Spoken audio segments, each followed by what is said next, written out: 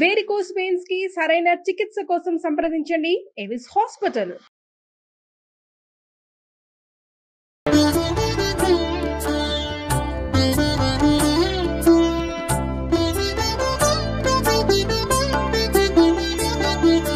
నమస్కారం. మాఘపురాణం 30వ అధ్యాయం చివరి రోజుకి వచ్చాం. అయితే ఇన్ని రోజులు శ్రద్ధగా విన్నాం. ఈ ఆఖరి రోజును కూడా శ్రద్ధగా వినేసి అమావాస్య నాడు కూడా స్నానం చేస్తే ఫలితం లభిస్తుందండి. అంటే మాఘ స్నాన ఫలితం లభిస్తుంది. నిజానికి ఒక రోజు ముందే సంక్రమణం అయిపోతుంది. ఒకరోజు ముందు అయింది. అయినా కూడా అమావాస్య నాడు స్నానం చేస్తే ఫలితం లభిస్తుందని చెప్పబడింది. కాబట్టి ఈరోజు చేయొచ్చు కుదిరితే గనక. మాసములన్నిట్లోనూ మాఘమాసం అత్యంత పుణ్యదాయకమైంది. మాఘమాసంలో నదీ స్నానం విశేష పుణ్య ఫలితాన్ని ఇస్తుంది. నది లేకపోతే ఏ నీటి తావు ఎందైనా స్నానమాచరించి మహావిష్ణువుని కానీ పరమేశ్వరుని కానీ భక్తి శ్రద్ధలతో పూజిస్తే తాను చేసిన ఘోర పాపాలన్నింటినీ హరింపజేసుకోవచ్చు. మాఘపురాణాన్ని వినడము, మాఘమాస వ్రతాన్ని ఆచరించడము, భగవంతుని పూజ, సంకీర్తనలు, భజనలు, దాన ధర్మాదులు మొదలైనవి చేస్తే శ్రీహరి ఆ పరమేశ్వరుడు మనని ఎల్లప్పుడూ సర్వదా మన వెన్నంటి కాపాడతాడు. విష్ణులోక ప్రాప్తిని, తర్వాత కైలాస ప్రాప్తిని కలుగజేస్తుంది. కాబట్టి సర్వులు మాఘమాస వ్రతాన్ని ఆచరించడము ఎంతో శ్రేయస్కరమని చెప్పబడిందట. అయితే పూర్వం అనంతుడనే బ్రాహ్మణుడు యమునా నదీ తీరంలోని ఒక అగ్రహారంలో నివసించేవాట.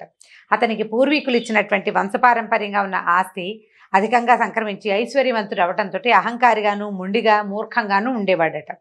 విద్య అంతంత మాత్రం. నిత్యం ఇంటి నుంచి డబ్బులు పట్టుకెళ్ళి దుర్మార్గులతోనూ దుష్టులతోనూ తిరుగుతూ జులాయిగా తయారయ్యాడు. చెడు అలవాట్లకి, దురభ్యాసాలకి లోనయ్యాడనమాట. తల్లిదండ్రుల హితబోధలు వినక తన ఇష్టానుసారంగా ప్రవర్తించేవాడు. ఏనాడు దైవ చింతన చేయలేదు, పాపభీతి లేదు. ఆ రకరకాల దురభ్యాసాలు, దుర్వ్యసనాల పాలైపోయాడు. పేర్లెందుకు, బోల్డని ఉన్నాయి వ్యసనాలు, సప్తమహావ్యసనాలు ఏర్పడ్డాయి. అయితే సకల దుర్గుణాలు వచ్చేసాయి. ముసలివారైన అమ్మా నాన్న ఎంతో చెప్పి చూశారు కానీ ఏమీ లేదు. వాళ్ళ హితబోధ ఏంటంటే చెవిటివాడి ముందు శంఖం ఊదినట్టుగా అయిపోయిందనమాట. ఇక కాలమే వాడికి సమాధానం చెప్పాలని ఆ పెద్దవాళ్ళు సరిపెట్టుకుని ఊరుకున్నారు. ఇలా ఉండగా కొంతకాలానికి వాడికి కొంచెం మెల్లిగా జ్ఞానోదయం అవటం మొదలుపెట్టింది. ఎందుకని, ఎలా అయిందో చూడండి. శుభ్రంగా ఉంటే ఎవరికి జ్ఞానోదయం కాదండి. ఏదైనా మొహం పగిలిపోతే బుద్ధి వస్తుంది, ఎవరికైనా అంతే. ఏం జరిగేది, ఈ దుర్గుణాల వల్ల ఇతనికి రోగాల పాలు పడ్డాడు. ధనం తగ్గిపోయింది. స్నేహితులు దగ్గరికి రావడం మానేశారు. స్నేహితులు సహాయం చేయటం లేదు, దాన ధర్మాలు చేయలేదు. దైవ చింతన అసలే లేదు. ఒంట్లో ఓపిక పోయాక ఏమవుతుంది, దైవ చింతన ఆటోమేటిక్గా వస్తుంది. ఇంకేం చేయలేడు, ఎవరు రారు, ఏం చేయాలి? అప్పుడు దైవం వైపుకి బుద్ధి వెళ్ళిపోతుందన్నమాట. ఒకనాడు ఏమనుకున్నాడట, అయ్యో అమ్మా నాన్న పెద్దవాళ్ళు చెప్పినట్టు వినలేదు, ధనబలంతో మిక్కిలి గర్విష్ఠగా ప్రవర్తించాను, సకల దుర్గుణాల బారిన పడ్డాను, నేను పాపాత్ముడిని, ఒక భక్తి లేదు, నాకు భగవంతుడు లేడు, నాకు మోక్షం ఎక్కడి నుంచి వస్తుంది, ఒక్క పుణ్యకార్యం చేయలేదు. ఈ మాఘమాసం అత్యంత పుణ్యప్రదమని ఒక్క స్నానం చేయరా, ఒక్కసారి చేసినా పాపం పోతుందని మా అమ్మా నాన్న బతిమలాడినా నేను వినలేదు, నాకు నిష్కృతి లేదు, కనీసం రేపటి నుంచైనా స్నానం చేద్దాం అని భావించట. దాన ధర్మాలు చేసి విష్ణువుకి పూజలు, భజనలు, సంకీర్తనలు చేయించాలి, మాఘమాస వ్రతం ఆచరించాలి అని భావించాడు. ఇది ఎప్పుడు భావించాడు? అమావాస్య నాడు తెల్లవారి భావించాడు. ఇంకా మాఘంలో ఉన్నాడు. భావించేసరికల్లా సరే పడుకుని నిద్రపోయాడు. ఆనాటి రాత్రి కొందరు దొంగలు అతని ఇంటిలో పడి సర్వం దోచుకుపోతుండగా ఆ లికిడికి మెలకు వచ్చింది. సర్వం అంటే చాలా ఏం లేదు, బోలంతా ఆయన అవగొట్టేశాడు. ఈయన ఎక్కువ డబ్బు అవగొట్టినప్పటికీ ధనవంతుల ఇళ్లలో వస్తు సామాగ్రి చాలానే ఉంటుంది. దొంగ వాళ్ళకి అదే చాలు. ఉచితంగా వచ్చేది ఏదైతే మాత్రం తక్కువే ఉంటాయి, ఏదైనా ఎక్కువే. సరే, వాళ్ళు ఎవరో దొంగలు వచ్చారు. ఈయన ఏం చేశాడు, దొంగలను అరుస్తూ వాళ్ళ వెంటబడ్డట. అలా తరుముతూ ఒక పెద్ద నది వంతెన మీదకి వెళ్ళాడట, తరుముకుంటూ వెళ్ళి. అయితే ఏమైంది, ఈ దొంగలతో పాటు పెనుగులాడుతున్నాడు. చేతులు పుచ్చుకున్నాడు. వస్తువులు ఏవో దీపక్ సెమ్మాలు అవి వెనక్కి లాక్కోవటానికి. పెనుగులాటలో ఇతను కాస్త ఆ వంతెన మీద నుంచి ఎగిరి ఆ నీళ్ళలో పడిపోయాడు. ఒకడే ఎంతసేపు అని పోరాడతాడు? వాళ్ళు ఒక 5-6 ఉన్నారు. ఇతనికి ఆల్రెడీ అనారోగ్యం వచ్చేసింది. ఓపిక మంతుడు కాదు. పైగా తెల్లవారుజాము, అర్ధరాత్రి దాటి తెల్లవారుతోంది. ఏం ఓపిక ఉంటుంది నిద్రా సమయంలో? దాంతో ఏమైంది, ఆ దొరికే ఒక దొంగ ఏం చేశాడంటే, ఈ సామాన్లు పట్టుకున్నవాడు దీపక్ సెమ్మాతో ఈ అనంతుడి తల పగలగొట్టి అదే అదనని మిగిలిన దొంగలు పారిపోయి వీడిని ఎత్తి పట్టుకుని ఆ నీళ్లలో మునిగిపోయాడనమాట. అది మాఘమాసపు చివరి రోజు అమావాస్య నాడు. అయితే నదిలో పడిన అనంతుడు నీళ్లలో మునిగిపోవటం వల్ల అతనికి నదీ స్నాన ఫలితం దక్కింది. మాఘం వెళ్ళిపోలేదు, ఇంకా అమావాస్య ఉదయమే తెల్లవారితే అమావాస్య అన్నమాట. అంటే శివరాత్రి కూడా అయిపోయింది. వాడికి తెలీదు, శివరాత్రి తెలీదు, అమావాస్య తెలీదు. ఇది మాఘమాసం అన్న జ్ఞానం ఒక్కటి మాత్రము ఉంది. అయితే ఈ నీళ్లలో ఉండిపోవటం వల్ల అతనికి మాఘమాసంలో స్నానం చేసిన ఫలితం లభించిందట. దానివల్ల విష్ణుదూతలు అతనికి వైకుంఠ ప్రాప్తి కలిగించారు. ఇతనితో పాటు నీళ్లలో మునిగిపోయాడు ఒక దొంగ. వాడికి స్పృహ లేదు, వాడికి ఈదటం రాదు. వాడికి కూడా మోక్షం వచ్చింది వీడి వల్ల. ఎందుకంటే వీడు ఇద్దరు కలిసి నీళ్ళలో పడ్డారు. మాఘ స్నాన ఫలితం దొంగ కూడా లభించింది, వాడికి కూడా మోక్షం లభించింది.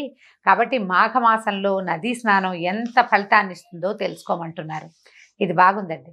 ఇంతకుముందు కథల్లో ఎక్కడా భీముడు పాండవుల ప్రస్తావన రాలేదు. ఈ చిట్ట చివరి కథలో కుంతీసుతమధ్యముడైన భీముడు ఎలా మాఘమాసంలో ఏకాదశి వ్రతం చేశాడో ఒక చిన్న కథతోటి చెప్పి ఇవాళ అధ్యాయాన్ని ముగించేద్దాం. ఈయన బలిష్టమైన కండలు తిరిగిన శరీరం కలిగిన వాడు భీముడు. మహాభోజన ప్రియుడు, ఆకలికి ఆగలేడు. కొండల్ని సైతం పిండి చేయగలిగిన మహాబల సంపన్నుడు. బండెడు అన్నాన్నైనా అవలీలగా తినేయగలుగుతాడు. భోజన ప్రియుడు, నిద్రపోతూ, బద్ధకస్తుడు. అవి లక్షణాలన్నమాట పాపం ఆయనవి. అలాంటి భీముడు ఒకనాడు మాఘమాసం అందలి ఏకాదశి వ్రతాన్ని ఆచరించాలనుకున్నట్ట.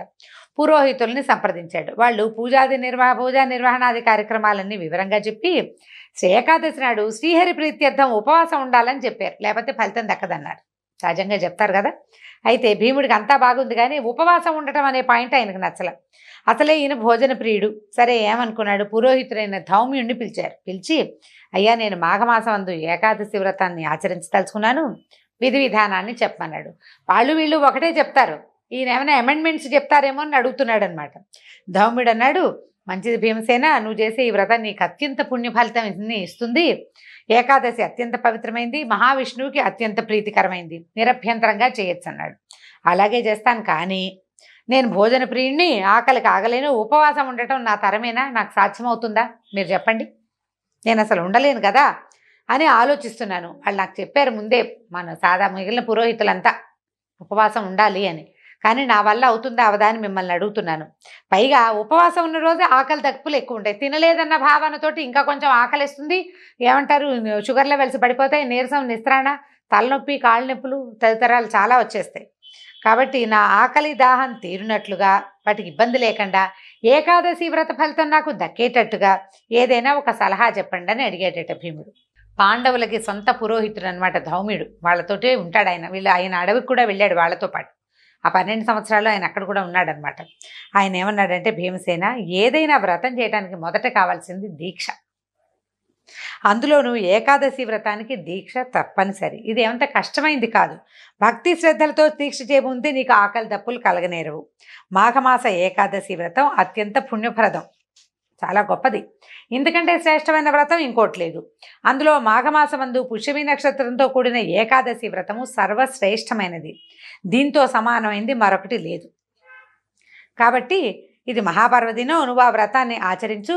దీనికి సాటి మరొకటి లేదు. ఇది విశేషమైన పుణ్య ఫలితాన్ని ఇస్తుంది. ఆకలిని గురించి ఆలోచించద్దు. దీక్షలో ఉన్నవాడికి ఆకలి కలగదు. ఫోకస్డ్గా ఉంటే కలగదనమాట. నియమనిష్టలతోటి భక్తి శ్రద్ధలతోటి ఆచరించు, భగవద్ధ్యానంలో ఉండు అని వ్రత విధి విధానాన్ని ధౌమ్యుడు భీమసేనుడికి ఉపదేశించాడు.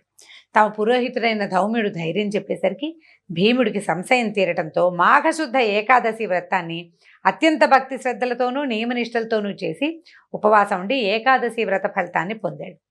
భీముడు ఆచరించాడు కాబట్టి ఏకాదశిని భీమేకాదశి అని కూడా అంటారట. వెళ్ళిపోయింది, చివరి రోజున ఈ కథ వచ్చింది ప్రస్తావన, అందుకని చెప్పదలుచుకున్నాను.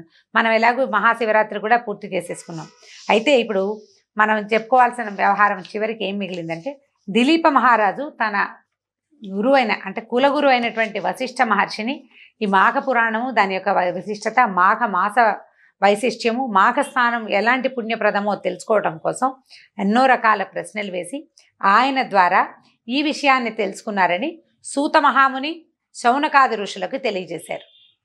దిలీపుడికి వశిష్ఠుడు, మధ్యలో కృష్ణపద మహర్షి, జహ్ను మహర్షి వాళ్ళిద్దరూ, తర్వాత కార్తవీర్యార్జునుడు, ఆయన కూడా దత్తాత్రేయుడు, కార్తవీర్యార్జునుడు, వాళ్ళ సంవాదము. ఇంతమంది సంవాదం అంటే మాట్లాడుకోవటం అనమాట. ఇన్ని రకాల కథాగమనాలతోటి ఈ మాఘ పురాణాన్ని మనం ముందుకు తీసుకెళ్ళామండి. చివరికి వచ్చేసాం కాబట్టి 30వ రోజున దీని ఫలశ్రుతి ఏమిటి అనేది మాఘ పురాణాంతర్గతంగా ఏం చెప్పబడిందో చూద్దాం. ధర్మ ప్రబోధకములైన మాసాల్లో మాఘమాసం ఉత్తమోత్తమము. యజ్ఞము మొదలైన పుణ్యకామ్య కర్మల్ని అన్నిటినీ చేయుట వలన వచ్చేంతటి పుణ్యము మాఘమాస వ్రతం ఒకదాన్ని చేస్తేనే కలుగుతుంది అని చెప్పబడుతోందన్నమాట. సూత మహాముని చెప్తున్నారు. మాఘమాస వ్రతము సర్వ పుణ్యక్రియల సారము, అన్ని విధములైన తపస్సులకు సారభూతమైంది, సర్వధర్మముల సారము, శివకేశవులిద్దరికీ ప్రీతిపాత్రమైనది, సూర్యుడు అగ్ని బ్రహ్మ మొదలగు దేవతల దయను కూడా కలిగిస్తుంది, సర్వ సుఖాల్ని ఇస్తుంది. ఈ మాఘమాస వ్రతాన్ని గురించి నేను చూసిన దాన్ని విన్నదాన్ని గురించి మీరు అడిగినంత మాత్రంతో నేను చెప్పాను. మానవుడు అన్ని ధర్మాల్ని ఆచరింపలేకపోయినప్పటికీ మాధవ ప్రీతికరమైన మాఘమాస వ్రతాన్ని విడువక ఆచరించినట్లయితే సర్వధర్మాల్ని ఆచరించడం వల్ల వచ్చే ఫలితం పొందగలుగుతాము. ఈ పురాణాన్ని శ్రీహరి సన్నిధిలో చెప్పేవాడు, భక్తితో వినేవాడు ఇహపరములందు సర్వసుఖాల్ని పొంది తుదకి శ్రీహరి సాన్నిధ్యాన్ని చేరుతారు. సూతుడు ఈ రకంగా చెప్తున్నారన్నమాట. ఈ విషయాన్ని చెప్పి ఏం చెప్తున్నారు?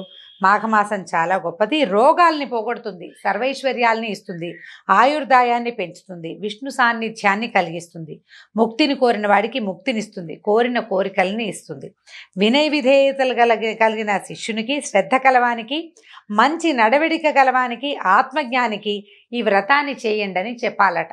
అంటే ఇప్పుడు శ్రద్ధగా వినే వాళ్ళందరికీ ఈ లక్షణాలు ఉన్నాయన్నమాట. వినయ విధేయతలు ఉన్నట్టు, శ్రద్ధ ఉన్నట్టు, మంచి నడవడిక ఉన్నట్టు, ఆత్మజ్ఞాని అంటే నేనెవరు, నేను ఎక్కడి నుంచి వచ్చాను అనే విషయాన్ని తెలుసుకునే ఆలోచన ఉన్న వాళ్ళే ఇలాంటి వాటికి ఆకర్షితులవుతారు. పురాణాలు అవి వింటమంటే ఏమిటి, ఇది ఎక్కడి నుంచి వచ్చింది? ఆ తర్వాత మెల్లిగా మనం మన వైపుకి ప్రయాణం చేస్తాం. ఇలా పురాణం నుంచి భగవంతుని వైపు, భగవంతుని నుంచి మన లోపలికి మనము ప్రయాణం చేసే అవకాశం దొరుకుతుంది. ఈ రకంగా సౌనకాది మహామునులకు రోమహర్షుని పుత్రుడైన సూత మహాముని నైమిసారణ్యంలో మాఘమాస వ్రత మహత్యాన్ని వివరిస్తూ ఈ కథలు చెప్పారు. ఇందులో కొన్ని శివుడు పార్వతికి చెప్పినవి, దిలీప మహారాజుకి వశిష్ఠుడు చెప్పినవి, కొన్ని కృష్ణమదుడనే ఋషి జన్హు మహర్షికి చెప్పినవి, వీటన్నిటినీ కలిపి ఇందులో మళ్ళీ మనం చెప్పుకున్నాం కదా దత్తాత్రేయుల వారు కార్తవీర్యార్జునుడికి చెప్పినవి, ఇలా ఎన్నో కథలని మనం చెప్పుకున్నామండి. ఈ పురాణ కథల్ని సూత మహామునికి తెలియటం వల్లే ఆయా సందర్భాల్లో ఆయా వ్యక్తులు ఎవరెవరికి చెప్పారో చెప్పిన సందర్భం ప్రకారం గ్రహించాలి. ఈ రకంగా మనం మాఘ పురాణాన్ని ముందుకు తీసుకెళ్ళామండి. 30 రోజులు శ్రద్ధాభక్తులతోటి చాలా బాగా విన్నారు. అయితే ముందు ఇంకేం చెప్పగలమో చూద్దాం, ఏం చేయగలుగుతాము అని. అయితే ఇందులో చెప్పబడినవి ఈ సంవత్సరం చేయలేకపోయాము లేదా బాగా చేయలేకపోయాము అలాంటి భావాలకి లోనవ్వద్దండి. ఈ సంవత్సరం చేయలేకపోతే వచ్చే సంవత్సరం చేసుకోవచ్చు. రాగల రోజుల్లో మరింత పుణ్యాన్ని ఇచ్చేటువంటి ఎన్నో రకాల విషయాల్ని మనం తెలుసుకుందాం. ఇంతటితో సెలవు. నమస్కారం.